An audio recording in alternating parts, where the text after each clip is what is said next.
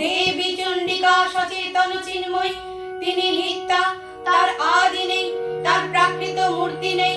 এই বিশ্বের প্রকাশ তার মূর্তি, নিত্যা হয়ে অসুরবৃত দেবতা রক্ষণে তার আবির্ভাব হয়।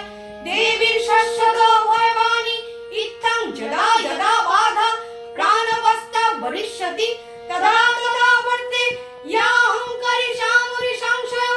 পূর্বকল্প অবসানের পর প্রলয় কালে সমস্ত জগৎ যখন কারণ শরীরে পরিণত হলো, ভগবান বিষ্ণু অখিল শক্তির প্রভাব সংহত করে সেই কারণ সমুদ্রে রচিত অনন্ত সজ্জা করে যোগ নিদ্রায় হলেন অভিভূত।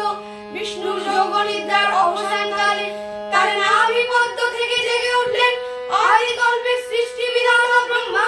কিন্তু বিষ্ণুর কণ্ঠ মূলজাত মধুকৈরব সুরত্যায় ব্রহ্মার কর্ম অস্তিত্ব বিনাশে উদ্যত হতে পদ্মযোগী ব্রহ্মা যোগ নিদ্রায় মগ্ন।